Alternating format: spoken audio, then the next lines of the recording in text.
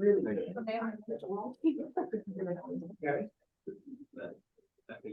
Alrighty, everyone. Thank you for being here today. Hopefully everything goes well with Zoom and whatnot. It's been a long semester. A lot of thinking's gone into this, and it's pretty long. It's a lot longer than I expected. So if you have to leave, Thank you. go throw some cubes, I totally understand, boys. Yeah, so yes, let's get right into it. How to change the world.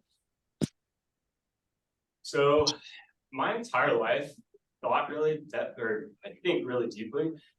So I've just kind of watched everything. We'll kind of go through my childhood a little bit and stuff, but I've really kind of developed a philosophical mindset, and in the process, I've always kind of landed on I'm either going to be in the Keys, homeless on a paddleboard, or doing something as big as I can. And frankly, this is that attempt at kind of the one where I'm not in the Keys. And with the philosophical mindset, I try and go as deep as I can. I'm not really somebody who wants another Band-Aid. I think we live in a Band-Aid society already. I really want to look at what is the actual solution to these problems? So our goal today is to address the solution to the climate crisis and look at what would this actually look like if we could solve it, and what is that solution. We're really going to focus on human consciousness, our brains. Everything stems from our brains. The way we view reality is all from the brain. And moving forward, if you want to make any actual change, it starts here and then goes to the society from that point on. So we're going to go through kind of background, a little bit of credibility, so you kind of get an understanding of where I'm coming from. We're going to provide a baseline where we're going to start a conversation so everybody's kind of on the same page. I'm going to overview the solution to the climate crisis, so just kind of look at what we're going to talk about. I'm going to break down the components of that solution into each individual segment, kind of discuss each one a little bit more. I'm going to explain absolute reality, which is a big segment. We're going to explain the universal constants, which make up absolute reality. We're going to bottom line brain, drugs, physics, human development theories, and consciousness. Bottom line is essentially going as deep as we can into those topics and look at, okay, what is the forefront of physics right now? What is that telling us about reality? And then how can we kind of translate that and connect to other fields? And then we're going to look at what should our society look like and be built around when considering absolute reality, and conclude with the role of business in making these changes. And Patty, I know you said to focus on business more, but ultimately the big gist is if you want to make a change, I think business is the best venue, because you can generate all that money yourself and then actually go direct that money versus trying to go through politics, trying to go through fundraising and philanthropic events in which you're relying on other people to give you that money. So growing up, my parents were pretty interesting. My dad canoed down the Mississippi River for 3.5 months while right out of college. They lived in a plastic house with no running water or electricity for 4.5 years while in grad school at UVA. And the kind of catchers they used to put poison ivy on my food growing up in order to build up my immune system. So essentially some really intelligent hippies who were at UVA, and they were kind of out doing their own thing and kind of experiencing life and living the best they could.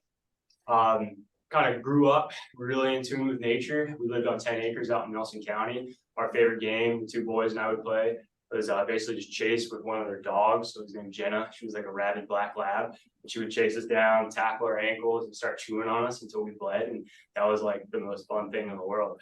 That all kind of ended in 2008 or so. My parents had a pretty nasty divorce. It kind of led to a bunch of mental turmoil and everything, and I really hit that bottom line at a pretty young age, and carried that with me for the rest of life, because it was look, I'm in hell right now in 4th grade or so. If I kind of survive through this and life doesn't destroy me, I can kind of always have this growth mindset and keep going throughout the rest of my life. In high school, we were primarily focused on straight adrenaline, adventures, and fishing. I had so many stories that my dad had told me growing up, so I was really trying to live up to kind of his expectations and my own expectations for myself. So this oak tree, it was an oak tree up in Belvedere in our neighborhood. When it was really windy during the day, we'd go climb that and basically sit at the top of the tree in the wind and just go back and forth with people below us yelling at us to get down. The cliff one is 2 miles deep on federal mining property that we did not know was federal mining property. And that's just kind of really showing the life that we lived, and we were just on the edge. It was like, this is life and death. And when you have a really good fundamental understanding of that, it allows you to kind of view the world a lot, I guess, more respect. At the same time, you're like, all I need is food, water, shelter, and like I'll survive. So you kind of push yourself. This is another great example. That's me on a paddleboard. And if you zoom in, you kind of get a little closer glimpse. I'm getting dragged by like an 8-foot bull shark on an inflatable paddleboard. I got dragged for like 2 miles for 2 hours. And again, that's just what I was living. That was my life at the time. It was just go, go, go. Not a care in the world. I'm just going to have adventure. I took 2 gap years right after high school. I really wanted to focus on what I wanted to do with the rest of my life. I wasn't ready to spend thousands and thousands of my mom's money and go to college and basically just run around, my head chopped off. So I moved to South Jersey and lived with my grandma. I ran an oyster farm doing day-to-day operations. Thank you, Lisa Calvo. I don't know if you're in. And then I got my real estate license and worked for Travis Marshall. Travis became a father in many ways, but at the same time, he was a very high performance individual. I got to the point with him where if he put a wrench down while we were working on a car and then put a magazine on top of that, I expected myself to remember where that wrench was 3 days later after doing a bunch of other stuff.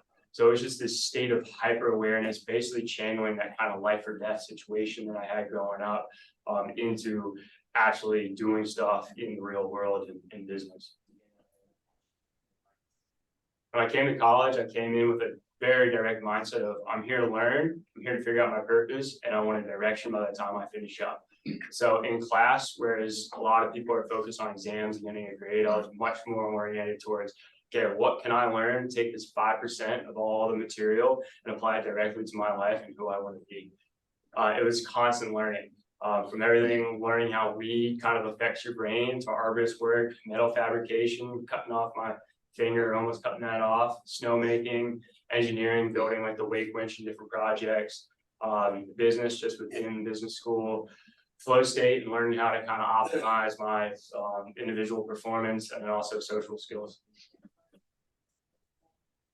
So just kind of paint a picture of kind of my thinking and a lot of credibility that I guess motivated myself through. Is I guess sophomore year, I got really focused on Maslow's hierarchy of needs. I thought this really kind of governed a lot of our lives, and it was a really good framework. There's a lot of criticism around that, and that would pop out. And I guess a couple months ago, I found a video of Chip Conley, who's the head of hospitality and strategy at Airbnb. And he was talking about how in the 2008 housing crisis, his chain of hotels that he owns and manages were in threat of going under. And he went to the library and started reading and found Maslow's hierarchy of needs and built his entire system for his companies around that, realizing that all of his employees have their own hierarchy. And you have to meet that hierarchy so they can live purposeful and successful lives throughout the business. So that was really motivating, just kind of looking like, okay, hey, I'm kind of on the right path here. At the same time, you see a photo of my notes. I was kind of fumbling with the idea of the hierarchy having an additional level. Where I was like, I feel like once you reach yourself, if you're self-satisfied, you should start helping people, and it should kind of be oriented more around the collective. And as I started doing research in all of this, came across spiral dynamics and integral theory, in which there is a higher level. And that higher level is exactly what we're going to be focusing on today, and looking at how our consciousness is kind of moving up to that higher level as we evolve throughout the history of humanity. Another one, which as much as Riley doesn't want to agree that he played a huge role in this, on a beach, him and I came up with a concept of zoom in, zoom out. That's the ability to kind of control your focal point and your lens. Looking at like, okay, from Holden's perspective here, how is he viewing this conversation versus how is Suzanne viewing this conversation? And when you can kind of put yourself in those shoes by zooming in your perspective, you're able to kind of navigate through the different realities that make up our world. Alan Watts speaks very highly of that. He's an individual who's kind of been influential in taking a lot of Eastern philosophical and spiritual views and translating that to the Western society. All right, so kind of that baseline. Ultimately, we're all humans. We share just about 99.9% of our genetics. So we may have kind of cultural differences, but at our core, we're all the same. Anatomically, and our brain structures were also the same, and we all live on the same rock hurtling through space at thousands of miles per hour. So when you kind of have this baseline understanding of like, hey, I'm not that different from Tyranid, it leads you to start questioning like, okay, why are these differences occurring? And that is pretty much the whole study of anthropology, looking at like, okay, how has culture shaped these individuals and how they think this way, and so on.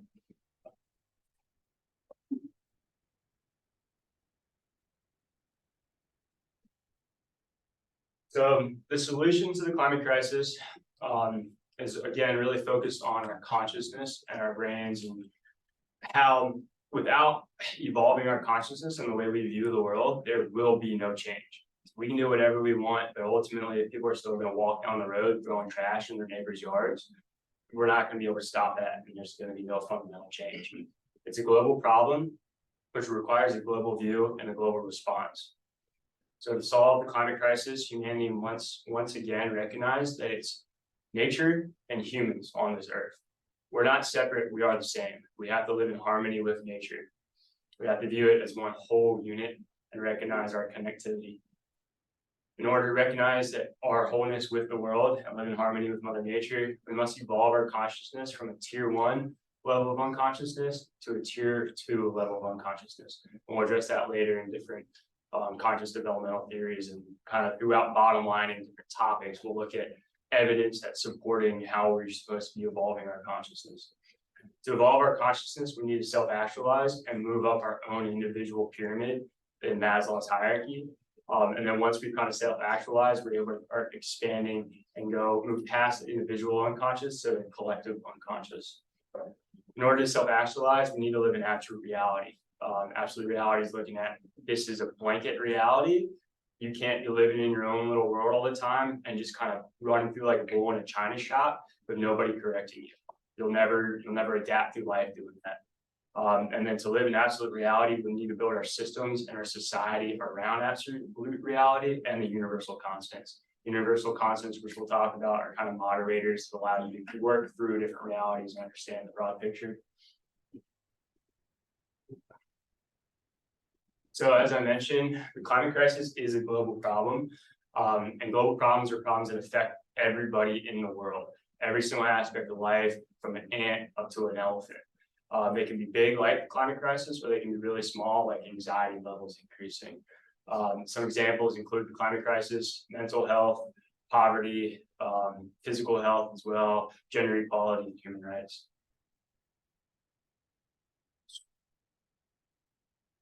So a global view is centered on that ability to look at the world as one organism, recognizing that, hey, the world is one thing.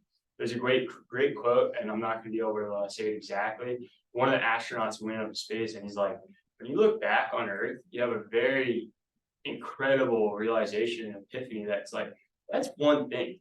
It's not a bunch of separate little worlds down there. This is one world, and we're in space together in a vast cosmos. So when you can kind of look at everything as one big picture and then realize your own individual role in that big picture, you're starting to understand and move your consciousness to this wholeness level and this higher level. It's focused on the collective unconscious mind versus individual unconscious. So again, how does like the underlying factors of everybody's brain work and operate together as one whole versus just mine? And a great quote is, for fifth dimensional consciousness or fifth dimensional awareness is nothing less than the loss of the sense of separateness from others and from the universe in which we live. Within fifth dimensional awareness, individualized consciousness still remains, but the sense of estrangement and isolation from life is not. Evolution is pretty much the driving factor of our existence. It's what keeps us or gives us our sex drive. It's what allows us to kind of trying to find that next peak and exploring. It's what drove Christopher Columbus to come over and discover America. And we evolved in 3 different ways, and each one of those ways evolves at a different speed. So it has separate timelines. We evolved biologically with mutation and adaptation of certain genetic traits. We evolved culturally, which is through passing down our information. It's me being like, hey, Caps, don't eat that plant, man. You're gonna die if you eat that. And it's like, okay, we can pass that down in our brains, our societal structures start growing and changing. And then consciously is how our brains start changing, the different pathways open up now that we have the freedom to kind of operate differently. Survival of the fittest kept us in a very certain conscious evolution stage for a long period of time because we couldn't get past those points of what's it called? Fight or flight. That's what I was looking for. We can't get past that fight or flight emotional reaction. That kept us alive. For years, it's like if you saw a saber-toothed tiger and you sat there and thought about it, you were going to get mauled. Today, we don't have that threat of a saber-toothed tiger.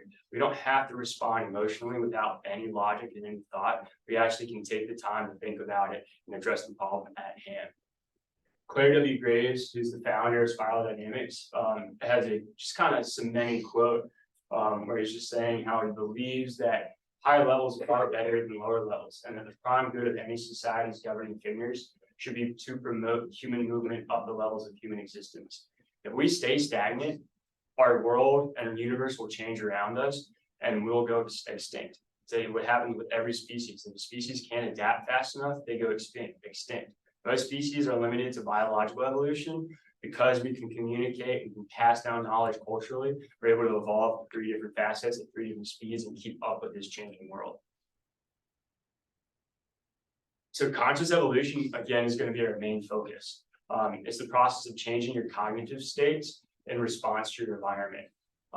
Woodstock is literally the epitome of conscious evolution, on the hippie side at least. They're sharing information, they're sitting there talking, their minds are evolving, they're looking at different ways of viewing the world, different perspectives. That is the act of conscious evolution. Survival of the fittest, as I mentioned before, was preventing a lot of this conscious evolution. But now, because we have complexity and our satisfaction of our basic needs on Maslow's hierarchy, we're able to start kind of focusing and evolving our conscious levels. The consciousness is divided into the conscious mind and the subconscious mind. Conscious mind is responsible for about 5% of your day-to-day actions. It's what's here. It's what's a good example? It's like when you're learning a new language. You're sitting in class, you're taking in Spanish or French. That's your conscious mind reading and interpreting something that's completely novel and completely new, and you have no background information on. It processes information about 50 to 120 bits of information per second, which compared to the unconscious mind, which we'll see in a second, is extremely slow. It's basically like I can only comprehend about 2 conversations before my brain's tapped out and I can no longer operate. The subconscious mind is really kind of our focal point. The conscious mind can be used more as a tool to program the subconscious and unconscious, but the subconscious mind controls 95% of our day-to-day lives. And there's Harvard studies showing that about 47% of our life is so out of touch with these unconscious programs, and we're just going through it. We have no clue what's even going on. It's the habit mind. So you learn through repetition. The unconscious mind develops in the first 7 years of life. When your brain waves in the first 7 years of life are in theta waves, that's the primary range. And theta is directly related to hypnosis. So basically in those first 7 years of life, you're learning and you're being hypnotized by your parents, your friends, and your family, and all your surroundings to download and develop your programming. Rich Dad, Poor Dad, Robert Kiyosaki, he writes about how you can take a rich kid and basically he can be an idiot his entire life and he'll still end up rich because his programming allows him to do that. Whereas you take a poor individual and you try and get them to become rich, their programming will suggest that they will never reach that point and they'll self-sabotage along their way and stay poor. And you can see that a lot of times with football players. Football players who make it to the NFL, they'll make millions and millions of dollars and still end up back on that square one. So if you want a fundamental change, you need to change the subconscious by reprogramming it. You can enter and access the subconscious through meditation or altered states of consciousness, which you can achieve through flow state and also drugs, which we'll discuss at some point. Bruce Lee has one of my favorite quotes when he talks about this. He goes, running water never goes stale. So you just have to keep on flowing. Empty your mind, be formless, shapeless. Like water, now you put water into a cup, it becomes the cup. You put water into a bottle, it becomes the bottle. You put water in a teapot, it becomes the teapot.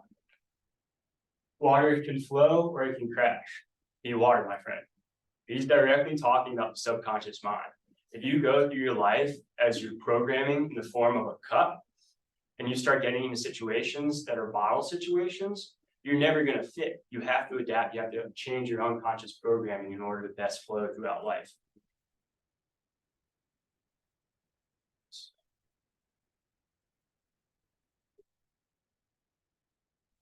So your unconscious mind and conscious development can be divided into tier 1 and tier 2.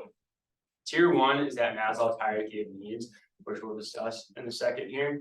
But it's really kind of oriented around individual thought, individual drivers. Tier 2 consciousness is that collective unconsciousness. That's when you're looking at a worldview, or you're past the individual level, and you're able to see how we all work together. Once you become aligned with your true nature, the journey through the personal unconscious becomes less important, and the journey through the collective unconscious occupies the center stage. That's pretty much just a great quote, kind of outlining that. So Maslow's hierarchy, it starts with the physiological needs at the bottom. You have to kind of, there's debates, criticisms, when looking at monks, but as a framework, the majority of people, if you don't have your food and your water needs satisfied, that's going to control your life. You can take an individual who never has had that, and he can view utopia and perfection as just a world where he has food and water. When you start moving up this pyramid, your view of reality completely shifts and changes. You have your safety needs satisfied, you have your water and your food. So I'm now able to start looking for this love and belonging, and then start working on the self-esteem. And eventually I get to self-actualization. Throughout the entire pyramid, though, you have to be pushing yourself, and that's a big thing. If you're, again, just kind of floating as that teacup form throughout life, you really won't ever reach self-actualization. Maybe kind of like a weird model version, but you have to be learning, you have to be growing throughout this process. So 5th and 4th dimensional consciousness is that tier 2 consciousness. Again, once you move past your self-actualization, once you've reached that point, it's like, how can I start helping individuals? A lot of our professors are great examples of that. They succeed in their professional world, and then they're like, I want to come back and teach kids and help these kids develop and grow. So these are kind of just a bunch of quotes. Now, the interesting thing about 4th and 5th dimensional consciousness is that there was a study done by Wallings and Hicks in which, this is super complex stuff, so excuse me here if I kind of fumble over it. Basically, when studying non-mathematically oriented topics, it's a mathematic area called nonlinear dynamics. And in nonlinear dynamics, one of the ways that you study and take measurements is through fractals and fractal attractors. So you're able to basically take something that would have no mathematical correlation, monitor its actions, plot that in phase space, and then measure the geometric kind of degrees of complexity that make up that model in phase space. So they did this with a bunch of animals going from like worms and starfish up to dogs and humans, and try to determine when consciousness evolved and how kind of complicated the consciousness level in each one of these species was. And as they reached humans, they found a 4.8 dimension attractor, which suggested that we have the ability to combine with 4 variables in phase space. And a lot of the people will talk about how in 5th dimensional consciousness, you're moving past being able to see the world in 3 dimensions to a point where you're incorporating time and space. So that for me was just super interesting correlation, because Wallings and Hicks, I reached out to Wallings and he had no clue about the shift in consciousness. That was a study he did looking at how consciousness develops in species. And here he is saying that higher levels of consciousness are able to combine more variables in phase space or in hyperspace. So as we develop consciously, we're able to kind of look at the world, say, okay, how are these different timelines operating? How is the space that is seemingly separating us actually kind of keeping us connected, and realize that I'm really kind of connected to this person over in China. And when you're able to incorporate time and space into every single conscious decision you make, that's kind of one of those steps up into the higher levels of consciousness. So absolute reality is extremely important for understanding consciousness because our brains are the things that kind of make our world around us. And reality can be divided into subjective, objective, and absolute. Subjective reality is individual based. Again, it's that fact that we're all viewing this conversation completely different than each other because we've all had a very different background with a very different range of experiences that have shaped our interpretation. Objective reality is looking at how society has kind of objectified all these subjective views into laws, into certain scientific things that we believe at that time. And that in a large way is what shapes our day-to-day lives. Now, it comes into conflict when your subjective reality doesn't align with objective reality. And you can have far-fetched cases such as schizophrenia, in which the brain is completely spiraled out and completely detached from objective reality. Or you can just have somebody who's like, hey, look, man, like I was just walking down the street having a good time drinking a beer, and now I'm getting tackled by these cops. Like, calm down, I'm not a bad person. Absolute reality is something that isn't talked about as much, but it's that combination in looking at all the subjective realities, realizing that the world is made of subjective realities. So being able to kind of span each one and figure out the bottom line truths across each one is where we kind of come to this overview kind of grand conclusion of what's best for the world. It is also centered around truth. It's looking at, okay, this is the truth in this situation. Your subjective reality says this, but sorry, no, the sky is blue. That tree is going to hurt if you run into it with a car, no matter what you believe in your own mind. With our societies, if we start kind of building them around this, we'll start living more in flow, living more in tune with the universe, and being more productive and getting all the benefits. Here's a very good depiction of absolute reality.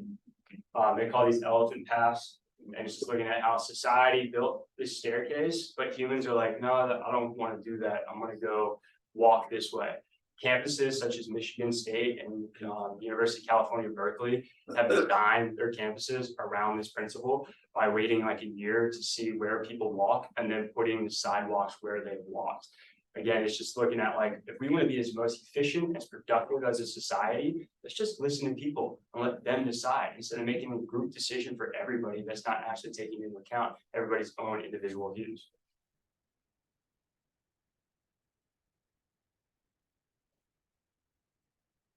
The universal constants are something that I've pretty much completely come up with. I'm kind of tweaking them all the time, and frankly, I may end up throwing them all out at some point. They are what allowed me to kind of start seeing through different realities. When you recognize that the world is oriented around these 9, 10 things, that's kind of your baseline, and you can kind of start operating in absolute reality throughout that. So you have subjective, law of magnification, change, cycles, hierarchical structures, moving equilibrium, time, happiness, peace, love, truth, and marble blot. And we'll address those now. So subjective, as I just said, the world is subjective to the individual. We perceive the world, and everything is different for every individual. The way that we views an environment is extremely different than the way you and I view the environment. So keeping that in mind, it's like, okay, how is Sky just interacting with this world versus me? And you're able to kind of start mingling through different realities. The law of magnification is basically, again, you being able to change your focal points. And I'm just going to play a video of Alan Watts explaining this one because he does it. The different points of view you get when you change your level of magnification. That is to say, you can look at something with a microscope and see it a certain way. You can look at it with the naked eye and see it in a certain way. You look at it with a telescope and you see it in another way. Now, which level of magnification is the correct one? Well, obviously, they're all correct. They're just different points of view. You can, for example, look at a newspaper photograph under a magnifying glass, and where with the naked eye you will see a human face, with a magnifying glass you will just see a profusion of dots, rather meaninglessly scattered. But as you stand away from that collection of dots, which all seem to be separate and apart from each other, they suddenly arrange themselves into a pattern. And you see that these individual dots add up to some kind of sense. Now you'll see at once from this illustration that maybe you may add up to some kind of sense that is not apparent to you in your ordinary consciousness. And Alan goes on to kind of expand on that and look at a worldview where it's like you see an example of torture and pain over here. That's such an isolated event, where it's like if you zoom out to the whole world, you can see the whole world from an overview perspective. You see how everything kind of starts working together and starts flowing as one whole. The different points of view you get when you change your level.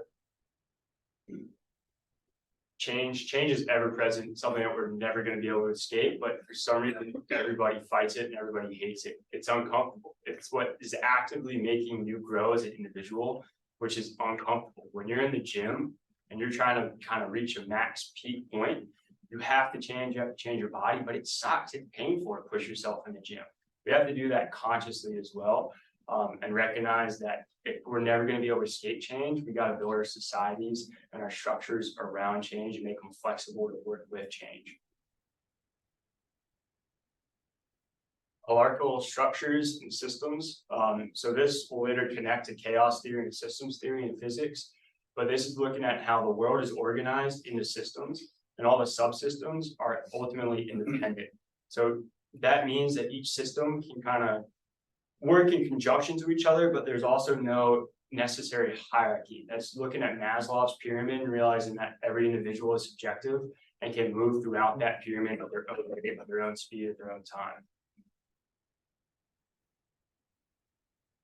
Moving equilibrium is that point of kind of perfection and pushing yourself and trying to get better.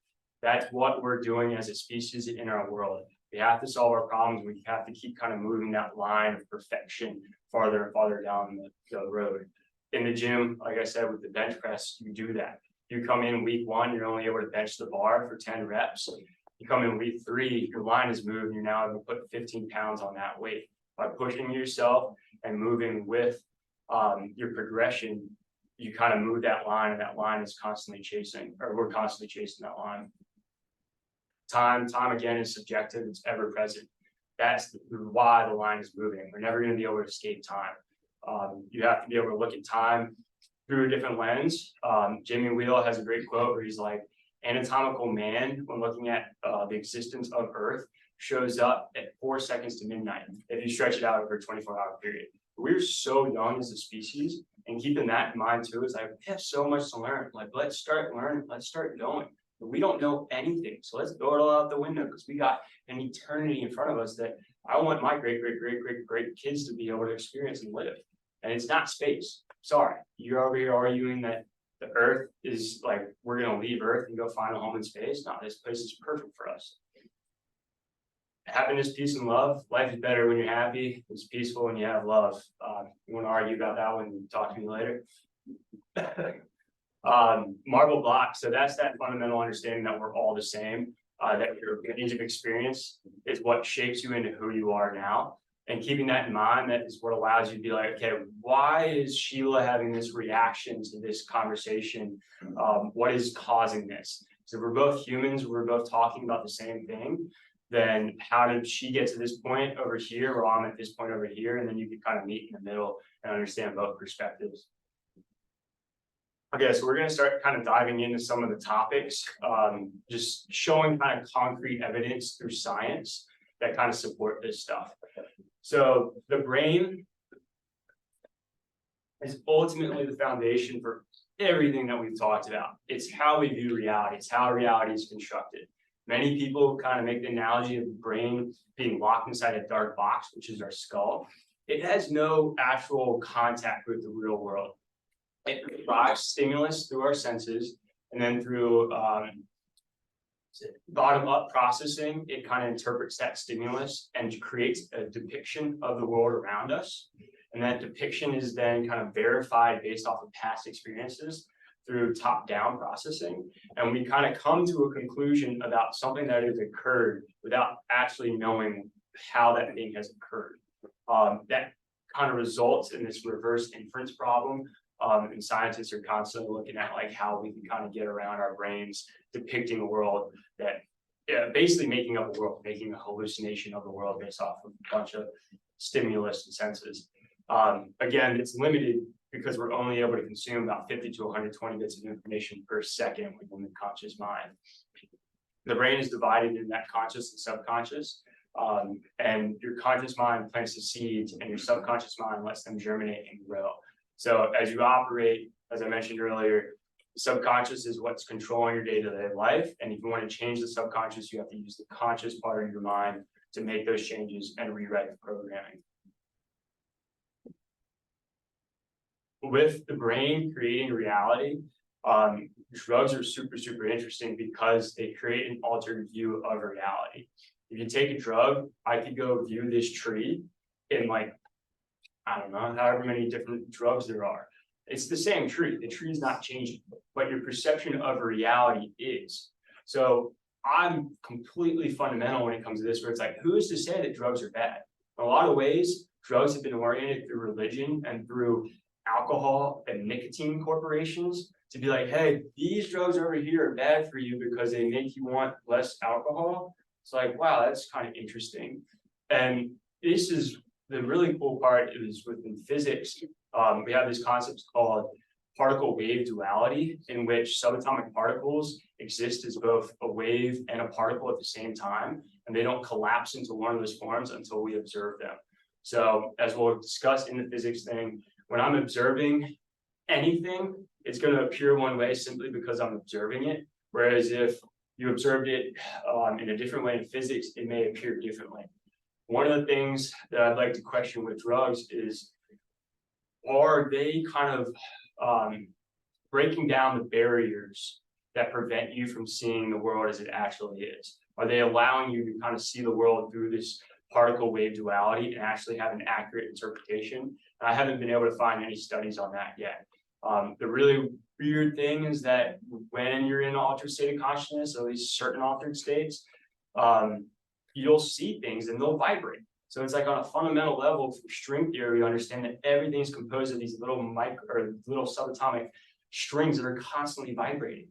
All these colors will arise. And if you look at how our brains interpret color and stuff, we're basically limited to a very specific spectrum. Whereas if you take a drug and expand your brain's capabilities, you'll be able to see a broader range of the spectrum. In animals, drugs play a very influential role in deep patterning. There's been studies looking at psychoactive drugs and their consumption by animals in nature. And they found that animals get themselves in ruts. Their subconscious mind will kind of keep having them go to the same water hole over and over again, even though that water hole's dried up for years. And when they take a psychoactive plant, lateral thinking is promoted, and they're able to de-pattern their brain and write new patterns and start experimenting and trying new things. So marijuana specifically, that's increasing the theta and gamma waves within the brain. Remember, as I said earlier, theta waves are associated with the subconscious mind and your programming from a young age. So when you smoke, you could look at smoking as a tool of being able to directly access your subconscious mind and rewrite those programs. That's why a lot of times people get very anxious when smoking. It's being like, hey, I'm bringing out these subconscious anxieties right to your consciousness and making you kind of face them and deal with them. A lot of people can't face them. When I started smoking, it was a very like, oh, wow, so this makes me really uncomfortable. Maybe I should work on this in my unaltered state of consciousness and fix it. And you start doing that and you start developing and growing. Gamma waves are the brain waves that are associated with connecting different parts of your brain. So you're able to kind of branch and have a bunch of different ideas that span across. Whereas you have one idea isolated over this section part of the brain, it now kind of can jump over here. So overall, marijuana kind of helps to bring that subconscious mind into the conscious mind and show you kind of what connections you can make and how to work on your subconscious. So there's a lot of research right now going on with psychedelics and psychoactive therapy. Psychedelics are thought of as mind-expanding drugs. So it's commonly been assumed that they work by increasing brain activity. Whereas surprisingly, we find that psilocybin actually causes activity to decrease in areas that have the densest connections with other areas. Findings are consistent with Aldous Huxley's suggestion that drugs produce a sensory deluge by opening and reducing valve in the brain that normally acts to limit our perceptions. And with Carl Friston's free energy principle of brain function, that states the brain constrains our perceptual experiences so that its predictions of the world are as accurate as possible. So this kind of goes back to what I was talking about in survival of the fittest.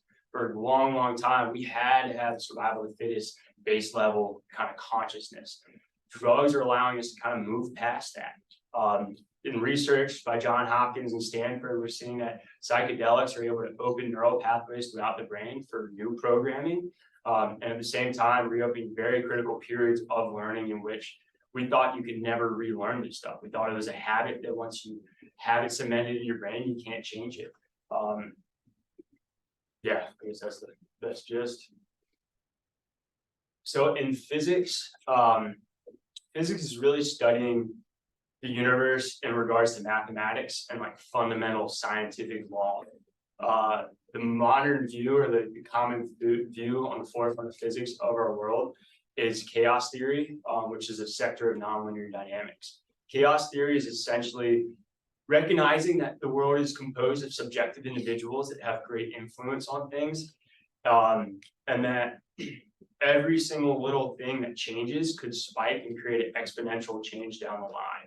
This is best demonstrated in the butterfly effect, in which a butterfly on the East Coast could kind of just flap its wings, and then this could bifurcate over time, and all the way in China, we could have a hurricane because of a butterfly.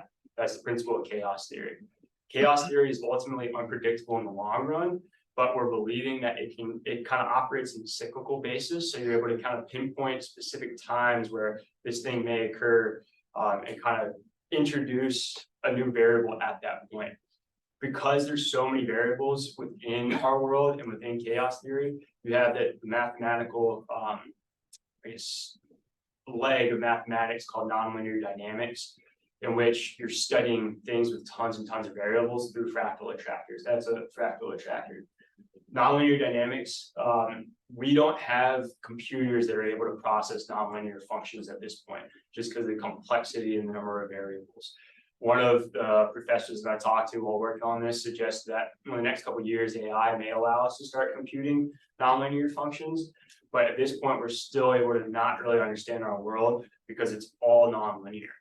A great example of just a nonlinear system is looking at an hourglass and how sand going through is kind of going in a constant flow rate. But at some point, one of those particles may kind of land in the wrong position and jam up and stop that entire flow. That's a nonlinear function. It's going on a line, and all of a sudden jam, and it shoots. Its reaction changes. That's what our world is on a fundamental physics level. So when you can view that, you can kind of start making different inferences.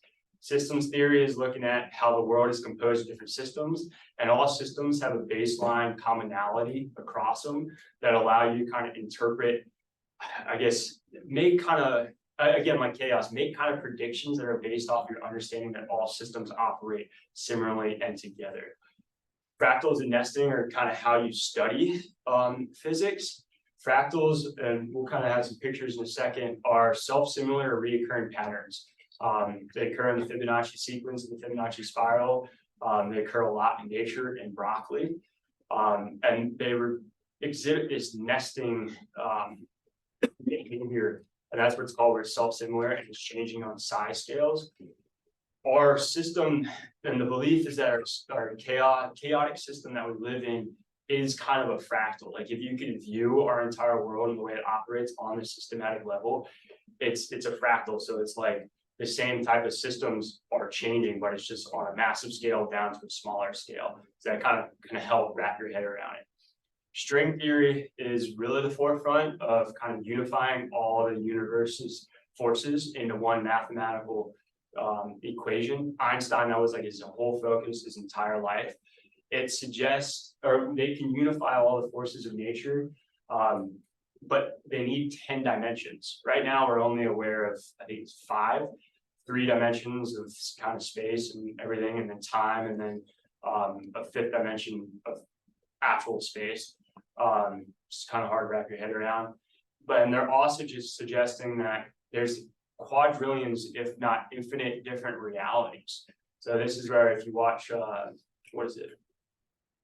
Rick and Morty, he travels throughout all these different realities. That's like a very physics-based concept. Now, the thing that piques my curiosity is that we also know that there's infinite different realities all in our heads. Everybody's living in their own reality with a ton of different variables and different options, and they could change constantly. So that's where I'd be very down the line. I'd like to research if that could be somehow the realities that they're talking about. Particle wave duality is what I talked about earlier. They find that in the double slit experiment.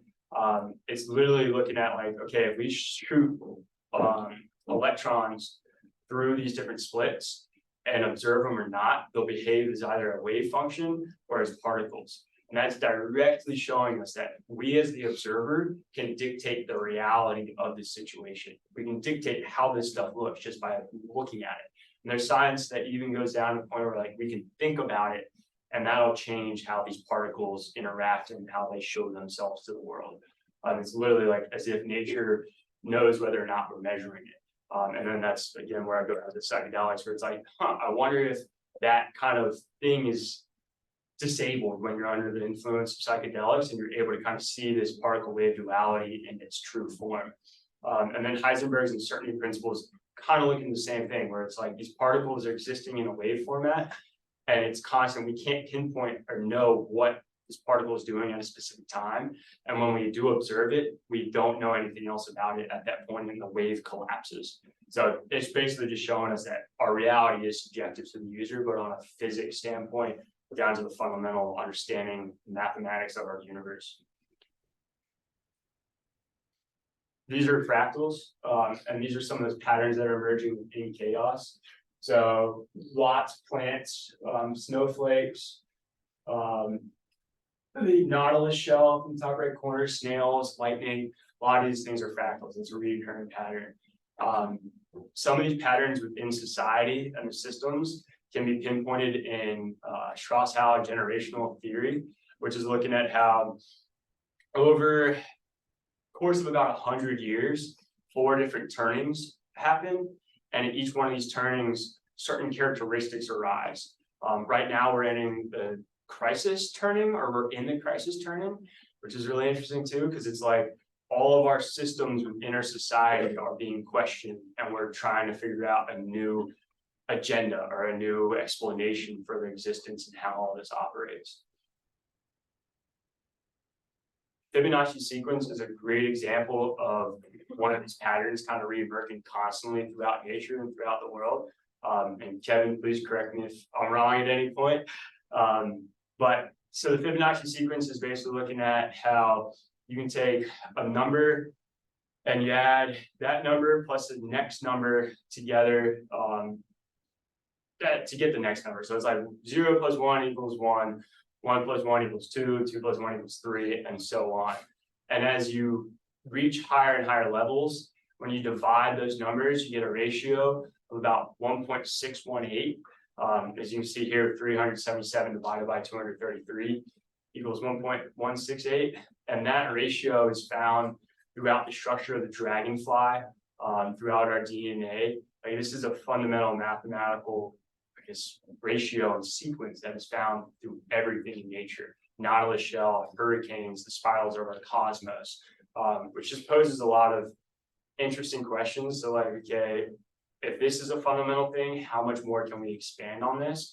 Could we be learning as a species along this Fibonacci sequence in some way?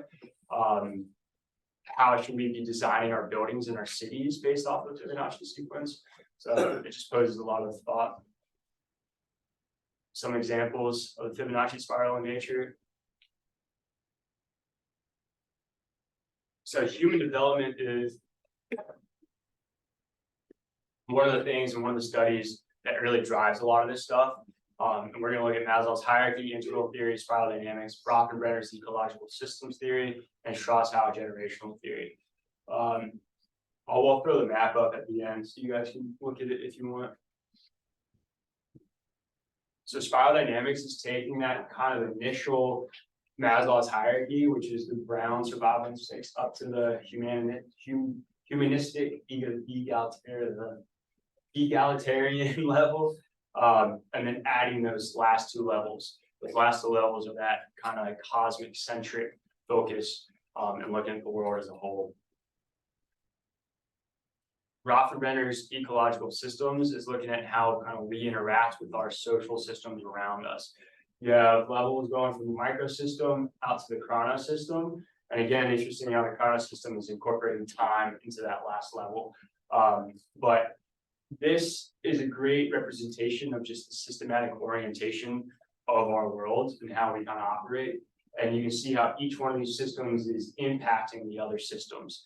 So your microsystem, which is your friends, your family, and your neighbors, could be impacted by local governments. So that's going to influence how your neighbors are not allowed to cut your lawn, even though they really, really want to cut your lawn. And that ultimately that is influencing your individual view of the world and how you interact with reality. So that shifting consciousness is that higher level along spiral dynamics. And we've covered this, I feel like, a fair amount. But it's really kind of epitomizing the symbol of the yin and the yang. So you truly understand that everything is one unit, down to a paradoxical level of like, you can't have light without dark. You can't have north without south. They require each other in order to exist. So when you start seeing everything is connected and there's one unit, that allows you to kind of move past that third dimensional consciousness and up to higher levels. So my sister drew this painting years ago. I think it's a great example of just our interaction with the world and how kind of we dictate absolute reality and dictate our environment. Society, when it's operating in absolute reality, is going to be in harmony with nature. It's going to have small collective communities resembling tribes. There's Dunbar's numbers suggest that we have a limit to the number of social interactions we're able to actually deal with. That specific number is kind of up for debate, but ultimately it's like we do better when we're in a close relationship. Everybody's playing their role and we go down the street talking to each other. No lying, healthy foods grown holistically. Circular economy, in which things are being recycled. We understand that this product is still our responsibility once it goes to the landfill. Right now, companies are like, no, I don't have to worry about that wrapping and everything, so they don't care about the environmental impacts that it has. It's built for change and adaptation, so it's built to work with all these fundamental principles that we've discussed. It is highly focused on biomimicry and flow form, which we'll see a couple examples of. Cities are green, so it's very nature oriented. We have cities in greenness integrated throughout the cities, helping to kind of counter out some of the heat sinks, filtering the air and cleaning our water. And everybody's really free to live their own lives and pursue self-actualization. That's looking at like how our jobs are no longer oriented around you have to work in order to live. It's you're living and kind of working. Yeah. So businesses role, it's going to be businesses role to really bring this change around. I'm working on a company called HTRT, stands for How the River Turns, and it's built around all of this stuff. It's built from a fundamental understanding of like, this is how our reality and our universe operates. How do we build a business based off of that? And then how do we spread our footprint as wide as possible? And frankly, control as much as possible so that we can start helping people self-actualize and start integrating nature with the rest of our cities. It's going to be subsidiary based, in which we'll have a bunch of subsidiaries that allow people as they change and they develop to kind of move from company to company based off their interest. If one day they want to be really into dance, they can go work in the dance side of our company for a while. And as soon as that's over, and they want to go over and figure out holistic land management, they can go work and grow corn or something. Again, it's going to be based on absolute reality. And the big thing is having a finger on the pulse, realizing that change is ever present, being able to kind of understand and talk to people. And I mean, everybody down from like kindergarten up is like an understanding of how our society is changing. How is the mindset of this kindergartner going to affect our reality in our world in the next 30 years? Because it's the same individual. Their brains are getting shaped. And one of the three knuckleheads going to do it. There's some more photos. These are Elephant Pass. This is, I believe, Michigan's campus and how they develop their sidewalks. Just kind of looking at regeneration and how renewable energy is the solution to climate change. No, it would cost about $6 trillion to regenerate all the desertified land in the world. And that would then take out of the climate 5 more million metric tons per year the CO2 that we release. So it's basically like we could still just do fossil fuels, wait for nuclear fusion to evolve, and just heal our land and like let everybody do their own thing. But the economy benefits more if we spend 60 to 100 trillion dollars and convert everything to renewable energy. That's a picture of grass and looking at how carbon is sequestered down into the soil through the roots, because that's all biomass. And when those roots kind of penetrate that deep into the soil, water then penetrates deeper and you don't have immense amounts of runoff. Your soil becomes richer with more microbes and everything is restored. The land starts healing itself. These are kind of flow form in water. When you design water drainage systems, like the photo on the left, that's helping to oxygenate and put more, I guess, just nutrients and overall life in the water itself, which plants then benefit a lot more from, the microbes in the water benefit a lot more from. This was a cool example of coastlines. Instead of just building them like massive walls and massive retaining walls, you build them to actually kind of work with how water moves. It's going to result in a better coastline in general. This is just a good city example of how our city should look with the amount of greenery and life present around. This was an example of how, and Kevin, again, help me if I'm not explaining this one right, but this is one of those thoughts where it's like if the Fibonacci sequence and the golden ratio could be used in other ways to kind of help explain these developmental stages throughout one's life. Duchamp is looking at very influential stages where he kind of was working on one thing, and then Kevin, one thing changed in his life and he kind of pivoted. He had an epiphany and he was then able to kind of continue his development in a different direction. And when you trace that out, it comes out in the Fibonacci spiral. And then listen to that. Thank you guys.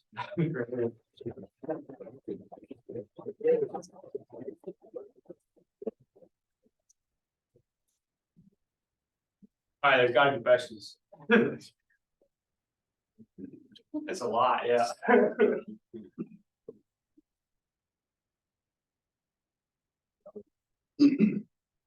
So, there's a lot of different ways to get energy, like through water, wind. Do you think nuclear energy is the best option long term?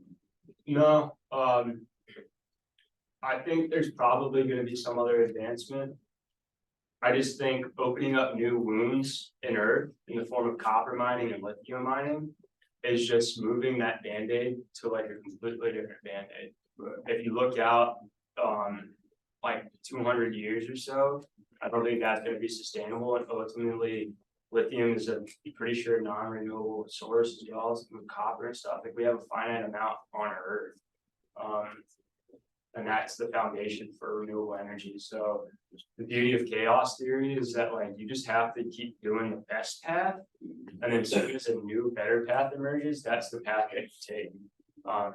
You don't keep beating a dead horse. It's like it's time to move on. Let's move on, and then it emerges. That's like the surrender experiment too. Michael A. Singer is a really cool book where he looks at how he just kind of surrendered to the universe's flow, and he's like a big hippie yoga meditation guy. And life ends up guiding him to the point where he starts WebMD and sells that for billions of dollars. And he's just like, dude, I just wanted to go basically F off and meditate in the woods, but the world wouldn't let me. Just kind of kept listening to it.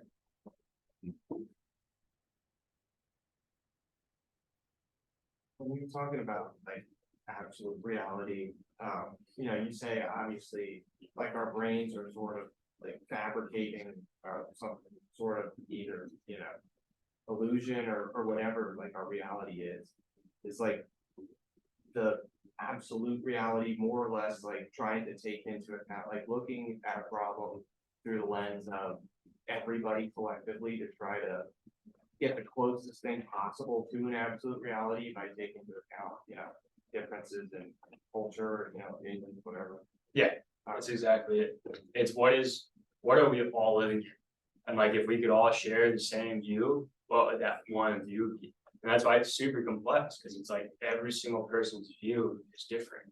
I mean, working on this stuff, it's like, how do you wrap your head around all that? Like, it's so much information. And that's right, it gets really interesting, because like, once you reach a certain point in conscious development, you don't have to, you're not even like consciously thinking about each one of these components, it's just integrated in. That is why you act kind of more on an intuitive basis, is more kind of energy response, where it's not like, we're not relying on our senses.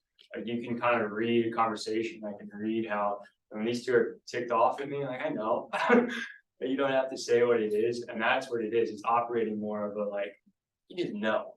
But like, great example, and was when we were down in the Keys over spring break and the engine fell off the canoe. That was something that was like, I knew this was going to happen, but it took too much effort to explain to Matt that it was. So I just let myself get talked into it, and then we ended up getting screwed. That's like an intuitive basis where you're calculating all these things without even thinking about it, and then you're coming to a conclusion. It's essentially operating, you're letting your brain compute non-linearly without even being aware of it. It's like renewable energy isn't always like the ethanol stuff and transport stuff, especially like in do you think it's kind of at a point where you can't go back, I guess? No, it's everything. Like it's why wars are actually kind of beautiful, because it literally creates a blank start. That's why there's been jokes about people being like, yeah, I could see us starting a war that we didn't want to start, because it's like, oh, we need a reset, but it's really hard to do a reset. This is just, yeah, let's just go do a reset. Like my grand vision is eventually going and building cities and literally being like, yo, Harrisonburg, let's just move every single person from Harrisonburg to this new city that's built this way. That would be the reset. Since each one of us, based on the thing we talk about, has a slightly different perspective of the reality we're in. Because even though we may have an objective reality, we all have some subjectivity to it, correct? Mm-hmm. There's 30, 40 of us in this room. Let's say that we all embrace this philosophy, live the life of coexistence. And what my view, my reality is, oh, these grasses are good, but I want these grasses because I think they're better. Meanwhile, you have a different perspective that, oh, this grass is better because I believe, and my view is it's going to be best. And at the same time, objectively, they compete against each other and then cause harm to the environment. What's to prevent, what mechanisms could be in place to prevent that kind of destructive chaos? So that is actually the thing that I finally realized the answer to on Tuesday. That's why it's divided into tier 1 and tier 2 consciousness. When you're still tier 1 consciousness, you're focused on the individual. So when we have a conversation about that, it's my grass is better than your grass, screw you. If you're on tier 2 consciousness, it's like, no, let's talk about this. Let's have a conversation. Let's meet at a middle ground, figure out what it is. It's realizing that what my own personal opinion doesn't matter. And that's why there's like a lot of emphasis on a lot of the stuff, you just may not get it. And it's like you guys self-actualize and everything, I think, based off the research I've been doing. And until you do that, and I don't even know, ultimately, all I know is that I don't know. So it could be completely wrong. This could be all bull crap. But I think that makes the most sense at this point. Yeah, and I grew up in Uruguay, which is one of the first countries to legalize marijuana. Then I went to work in the Netherlands, where, as you know, drugs are ubiquitous. So in both countries, the joke is most locals don't bother with it. It's the American tourists that are really interested in it. So are you saying that we do our best thinking while under the influence? No, I'm saying our patterns. I'm saying that altered states of consciousness offer different views of reality. It's the lens at which you use the altering substance that allows you to then do that certain thing. Many individuals go out and they party. Their only focus is taking this drug to party. They're getting a very different experience out of that than something I would get out of it. Riley's said this to me before. He's like, dude, what you do is like you take the drug and you learn. That is like when I first started smoking, I remember my best friend, shout out to Dog, him and I were walking to a party from the Harrison. And I was like, dude, like if we ever stop learning from this, we have to stop. And that has been a consistent thing. It's just a different lens. So that's where it's like developing this, it would start in kindergarten, it would start educating like kids on this stuff. So hopefully by the time they started taking drugs, they'd have a more, I guess, learning ethos surrounding that, and they'd be taking it and wanting to learn from it. In the Netherlands, I don't know what their view around them is. If they're viewing it as just a party drug and they don't need to party, and that makes sense. If they're viewing it because they want to expand their consciousness and learn more and see different perspectives of the world, then yeah, they may be taking it or they may just not.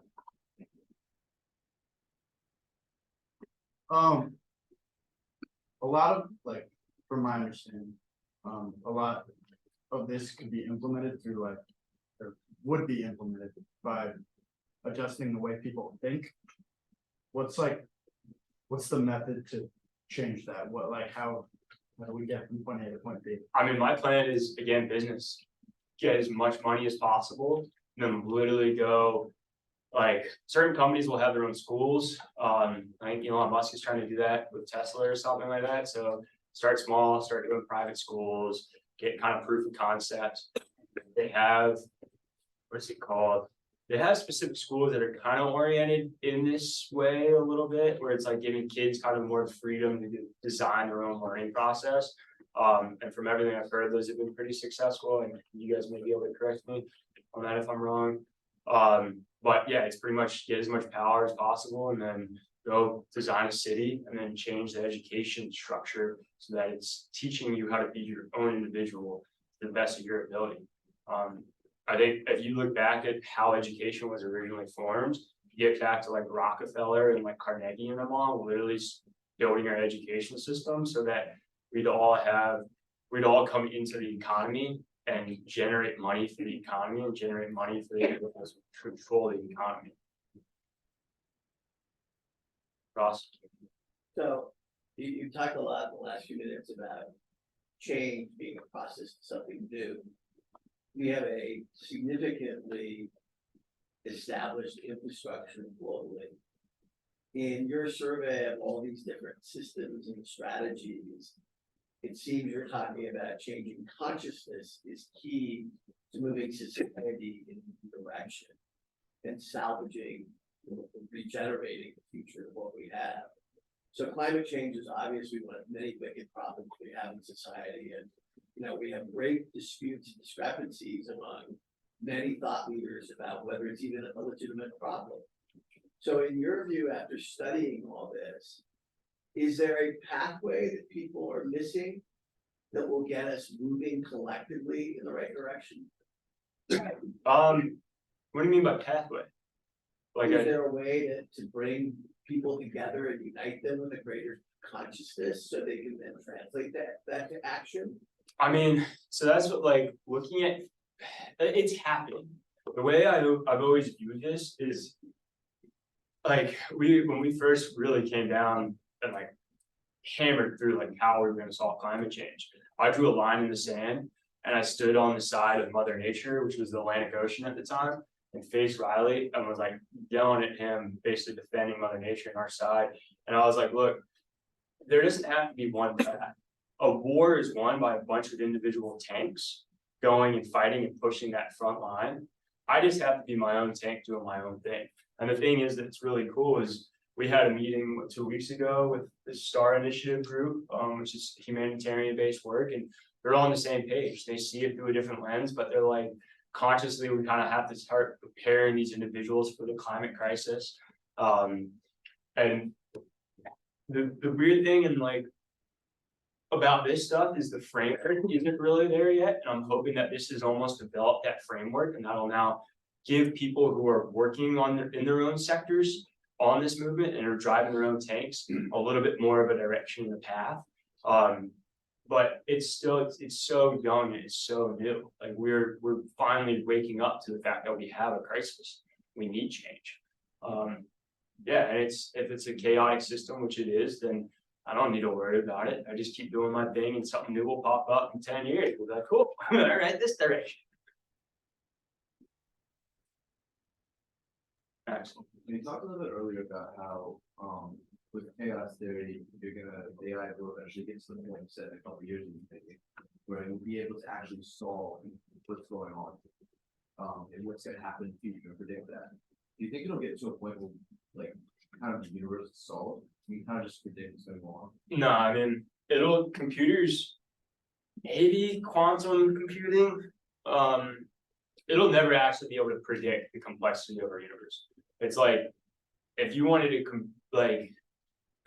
think about a sand, like that hourglass, right? If you wanted to figure out exactly which grain of sand was going to make or plug that hole and make the whole system stop at exactly the right time and exactly the right way, that's impossible. There's millions and millions of variables, and if I were to take one grain of sand from up here and then move that one grain of sand down in the bottom of that when I start the tip, that then changes the entire sequence as well because it affects everything else. So you will be able to kind of predict short-term, small ones, but we'll never be able to predict everything. Joe's got a question. Joe does? Yeah, Joe, go ahead. Yeah. Sweet stuff, Sasko. Yeah, I guess I'm thinking about, currently in our world, we're at this point where we've got, us, college educated, professors, that kind of world. The reality is, close to a third of the world is living without access to clean water. How do we address evolving as a collective evolution when, a large portion of our world doesn't have access to those bottom tiers of that hierarchy? How can we jump above that fifth tier, and leave those people behind? Does it bring the threat of, half of our population evolving beyond and leaving the rest behind? Or how do we include everyone in that? I mean, that is one of my favorite questions to talk with Riley about, because it's like, what is our role to say that, hey, community, we're just going to kind of shortcut you and jump you up to this level right now, and they're not actually going to be able to develop any of the conscious thought paths to understand that. And one of the big things with spiral dynamics is that you actually have to travel through each one of the levels before you get up to it. And while you're still in the tier one, you're not able to kind of see how each one has changed you. But once you get to the tier two, you're able to kind of recognize and look at how everything else has allowed you to get to this point. So I think it's the concept of like, hey, we're going to help you, and we're going to recognize that there is more technology and information out there, but we can't push you up the hill. You guys still have to figure out this path on your own. And it's painful. I think we do see that, and by all means, we do go talk to leaders like in Israel and Palestine and try and do our best. And I'm sure ultimately we're going to screw this up too. We have no clue. It's I don't know kind of question. Let's kind of do our best. And yeah, I don't know. Hopefully that answered it. Yeah, thanks. I got another question as well. Typically in evolution, we equate a significant amount of evolution to competition between individuals and between species. But there's been signs of how collaboration to compete against a common enemy has fueled evolution between species. Do you think like identifying maybe climate change as this common enemy, or just stagnancy as this common enemy, we can fuel competition through collaboration? Yeah, 100%. That's like some of the STAR people were talking about how you don't want to have a common enemy and everything. And I'm all for it. It's like there needs to be something to unite us. And I think the climate crisis is the most overbearing thing that is going to unite us. And when you look at generational theory by Strauss and Howe, the turnings, let me see if I actually. Hey. I'm not gonna worry about it. The turnings arise, it's basically like you have unraveling, then you have an awakening, and then you have a crisis. And during the unraveling, societal structures are starting to be questioned, everything's kind of being torn down. And then you have an awakening in which everybody's like finally like, oh wow, yeah, this is really like kind of bad, we need to change. And then everything goes into a crisis because it's like we don't know how to adapt to this change, we don't know how to do this. And we're in this crisis stage, and during the crisis, that's when things start to kind of be rewritten. So patterns, looking at our evolution and that uniting factor, and then also, it's climate crisis. That's the thing that's going to unite us. Sorry, long way to get through short answers. Yeah, actually, just following up on some of those, there are 8 billion people in the world, and let's say 1 billion say, you're right, we get it. What about the other side? I mean, if the path, if I'm coming down a mountain, right, it's storming at the top, and I'm trying to survive, I'm still gonna go, I'm gonna take my path. Good luck with you guys. So it's be like, hey, like, cool, do your own thing. That's fine. I'm gonna go over here and work on this. And if eventually you see that this is the right path, or you start believing in it, and yeah, come on over. There's a big thing with the name of the company, with how the river turns. So I talked about, again, water. It's like water flows downhill, starts at the top of the mountain, it's got to get to the ocean. It's got no clue how it's going to get to the ocean. It just has to get there. When you come to a rock, you can either bust through that rock, or you can change yourself and adapt around it. That's one of those rocks where it's like, I can't bust through that. That's not something you'll ever be able to do. So we change our structure and we change the way we view it around that. There's a bunch of other examples, like the people down in Texas who are like, oh, climate change doesn't exist. We're going to throw $5.6 billion at, or what were they trying to do? Drainage systems? Like pumping out floodplains. Yeah. Yeah, it's like, sure, it's the sea level.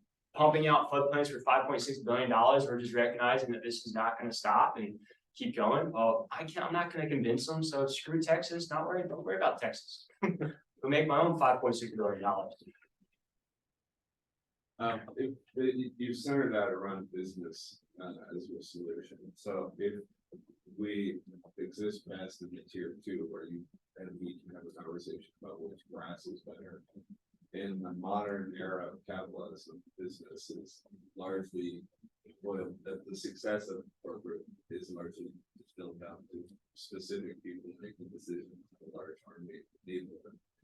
How have you found anything as you've been researching this that will change the way that you would conduct a business to inhabit or to enrich the environment with people wanting to be up here too? And how do you create a business where there isn't necessarily a leader?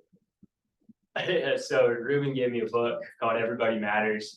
It's Bob Chapman. He's the CEO of Barry Wurmeyer.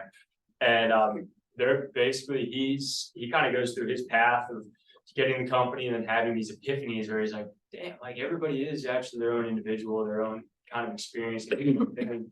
And it's just taking that voice into consideration. It's recognizing and running a business, realizing that you have everybody's life in your hands. So whether or not some of these leaders that are controlling the army are thinking that way or not, if we can start thinking that way, then your company structure will kind of fall through that. And within HDRT, I mean, my goal is to literally have everybody on our board be an accurate representation of the company as its entirety. That's why it's like, I want literally a kindergartner who'd like to come in and be like, yeah, we're doing this down in kindergarten. I'm like, cool, man.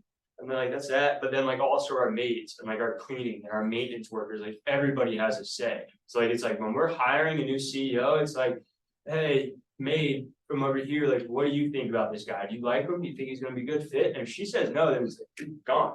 Sorry, get out of here. Like, I mean, that's to a T. Like, I'm getting shivers talking about it. Like, that is how it's going to be. Yeah.